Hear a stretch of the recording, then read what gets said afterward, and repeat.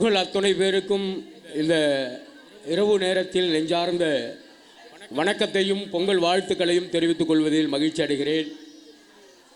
சற்று காலதாமதத்திற்கு என்னுடைய தாய் தந்தைகள் சகோதர சகோதரிகள் முதலில் என்னை மன்னிக்குமாறு கேட்டுக்கொள்கிறேன். ஒன்றும் இல்லை, இதே மாதிரி ஒரு 6 மணிக்குள்ளே ஒரு நிகழ்வு முடிஞ்சிரும் அப்படின்னு சொன்னாங்க. கிட்டத்தட்ட ஒரு 6 மணிக்கு போயிட்டேன். அந்த ஒரு ஊர் தரங்கம்பாடிக்கு பக்கத்தில் இதே பொங்கல் விழா அங்கு முடிக்கிறதுக்கு கொஞ்சம் காலதாமதம். அதனால் புறப்பட்டு வருவதற்கு நேரம், பனியும் கொஞ்சம் அதிகமாக இருந்ததுனால வேகமாக வண்டியும் ஓட்ட முடியல. அதனால் உங்கள் எல்லோரும் மன்னிப்பு கேட்டுக்கிட்டு எல்லாம் மகிழ்ச்சியாக உட்காந்துருக்கிறீங்க. இன்னும் சொல்லப்போனால் 28 ஆண்டுகளுக்கு முன்பு போட்ட ஒரு சிறு விதை இன்றைக்கு விருட்சமாகி காரை நகரிலே மலர்ந்து மனம் வீசி கொண்டிருக்கிறது என்கிறதுல ரொம்ப மகிழ்ச்சி. அதற்கெல்லாம் காரணம் இன்றளவும் நீங்கள் கொடுத்து கொண்டிருக்கிற ஒரு மிகப்பெரிய ஒத்துழைப்பு தான் காரணம். அதற்கு முதல்ல உங்கள் எல்லாருக்கும் ஒரு மிகப்பெரிய நெஞ்சம் நிறைந்த கைதட்டலோடு வாழ்த்துக்களும் வணக்கங்களும் தான். ஏன்னா வேற நான் அதிகமாக பேச விரும்பலை. நான் என்ன பேசணும் அப்படியே நிகழ்ச்சியின் தொடக்கமாக வந்துருந்தா யார் யார் என்ன பேசியிருப்பாங்க அப்படின்னு எனக்கு தெரிஞ்சிருக்கும். அதனால் நிறைய எல்லாரும் பேசியிருப்பாங்க. நீங்கள் நடனம் இயல்பாகவே ஒரு நடனம் பார்த்துட்டு இருக்கிற நேரத்தில் என்னை மாதிரி யாராவது சிவபூஜையில் கரடி பூந்த மாதிரி உள்ளார வந்தால் கோவம் வரத்தான் செய்யும். அது எல்லாருக்கும் இயல்பாக உள்ளது தான். ஏன்னா குழந்தைகளும் தூக்க கலக்கத்தில் இருப்பாங்க, சிறு வயது குழந்தைகள். அதனால் அவங்களுக்கும் வழிவிட்டு ஒரு 2 நிமிடங்கள் தான், ஒன்று தான். நான் அங்கே சொன்னதை தான் இங்கேயும் சொல்ல போகிறேன்.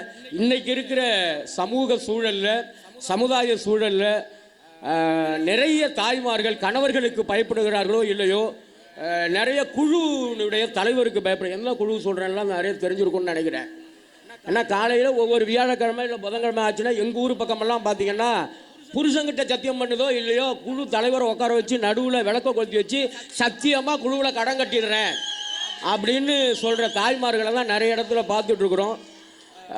ஒரு ஆண், ஒரு குடும்பத்தினுடைய தலைமகன் ஆண் எந்த அளவுக்கு சம்பாதித்தாலும் கூட அதை நிர்வகிக்கிற பொறுப்பினை ஒரு தாய்மார்களிடம்தான் நம்பி ஒப்படைக்கிறான். ஆனால் ஆடம்பரத்திற்கும் வசதிக்கும் ஆசைப்பட்டு தயவு செய்து என் அன்பான தாய்மார்களே, எந்த குழுவிலும் கடன் பெறுவதை இனியாவது நிறுத்துங்கள் என்று தான் நான் தமிழ்நாடு முழுக்க சொல்லிட்டு வந்துட்டு இருக்கிறேன்.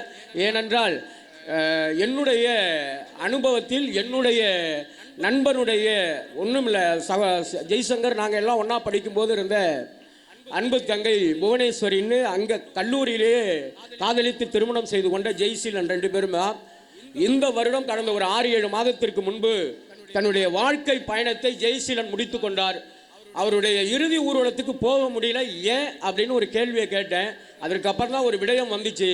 6 குழுக்களில் அந்த தங்கை கடன் எடுத்திருக்கிறார். கட்ட முடியாத சூழலில் தன்னுடைய வாழ்க்கை பயணத்தை என்னுடைய நண்பன் முடித்து கொண்டிருக்கிறார். இது இனி எந்த சூழலிலும் நடக்கக்கூடாது என்பதுதான் என்னுடைய அவா.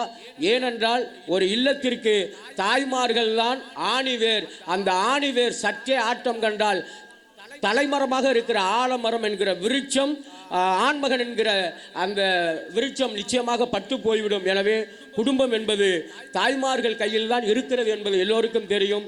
இது உங்களுக்காக மட்டும் இல்லை, இங்கே இருக்கிற என்னுடைய சகோதர சகோதரிகள் நிச்சயமாக பொது உடைமை சிந்தனையில் வளர்ந்தவர்கள். அது மாதிரி போக மாட்டீங்க அப்படிங்கிற நம்பிக்கை உனக்கு இருக்குது.